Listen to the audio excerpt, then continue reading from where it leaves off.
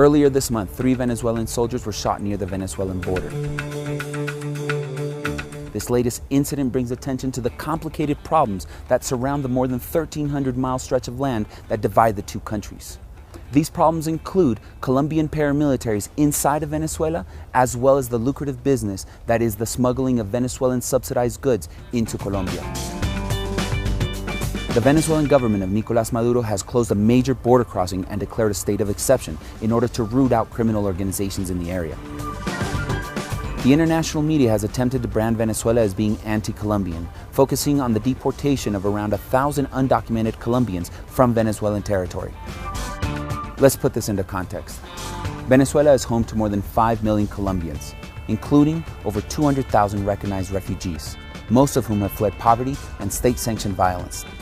Venezuela has given nationality to millions of Colombians who now enjoy the same benefits as Venezuelan citizens through the government's free social programs.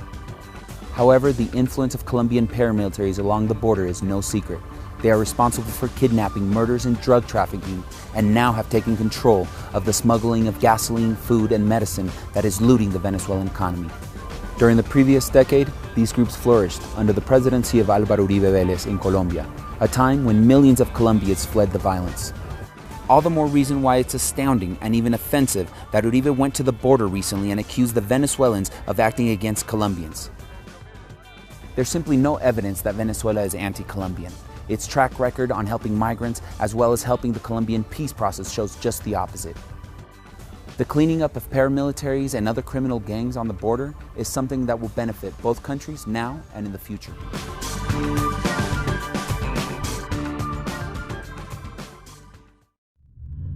Con esta aprobación, la Asamblea Nacional da un respaldo irrestricto a la lucha que libra el Gobierno Nacional contra los fenómenos como el paramilitarismo, narcotráfico y contrabando de extracción que atentan contra el pueblo venezolano. On August 21st, Venezuelan President Nicolás Maduro declared a state of exception in response to violence perpetrated by paramilitary groups in the border region with Colombia. Una realidad espantosa de cómo se ha posicionado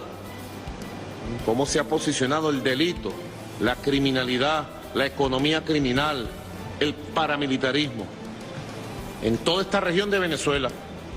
Yo estoy obligado a defender a Venezuela, a liberar a Venezuela de todo esto.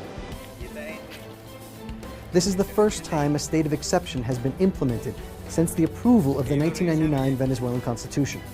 The state of exception differs from a state of emergency in that human rights are still guaranteed.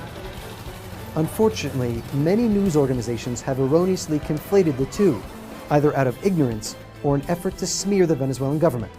Los colombianos están escondidos y se protegen ante los operativos de la Guardia Venezolana, como en los tiempos bíblicos cuando Herodes buscaba a los niños o la persecución de los judíos en el siglo pasado.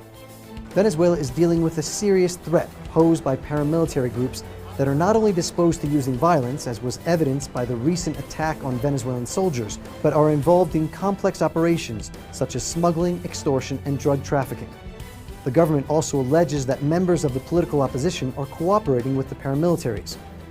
But instead of reporting on the gravity of this situation, many media outlets have opted to tarnish Venezuela, accusing the government of seeking a scapegoat and criticizing the deportations of undocumented Colombians living in Venezuela.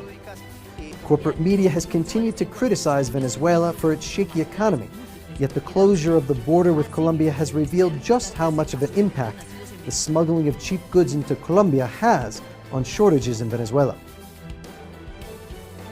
Of course, this went largely unmentioned in most media.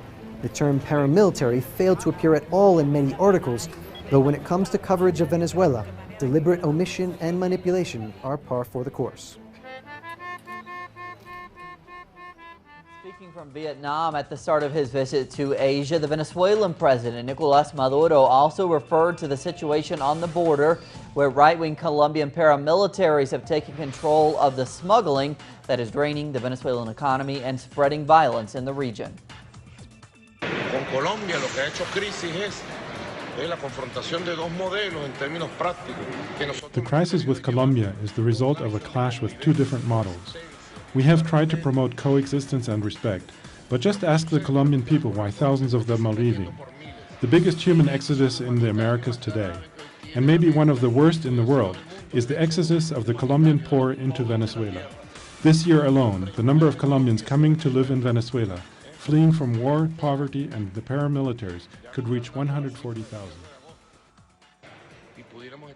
Now we turn to Colombia. That's where Colombia has failed to garner sufficient votes during a special OAS session in Washington to address the border dispute with Venezuela. Now, the final conclusion was that this is an issue that should be resolved diplomatically between the two countries.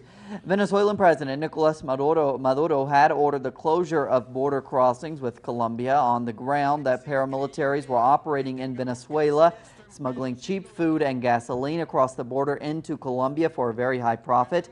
Now, Maduro said they were also involved in many other crimes. Their activity has caused shortages inside Venezuela, while Colombia has enjoyed contraband at lower prices.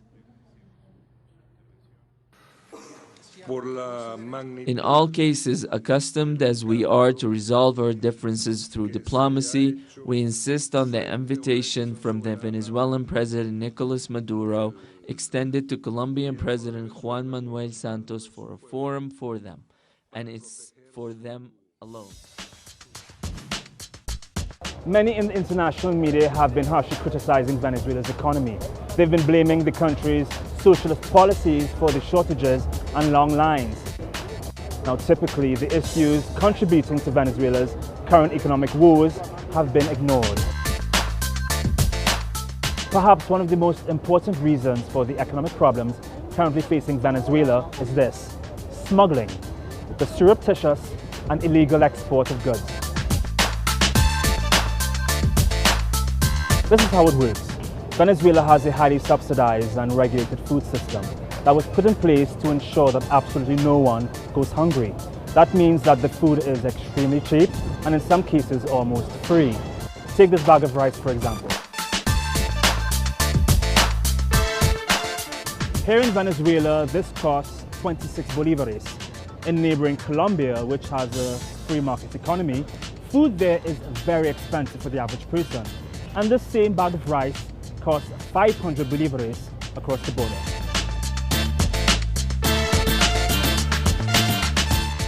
This has created a whole mafia of smugglers who funnel goods out of Venezuela, ranging from food, medicine, and gasoline.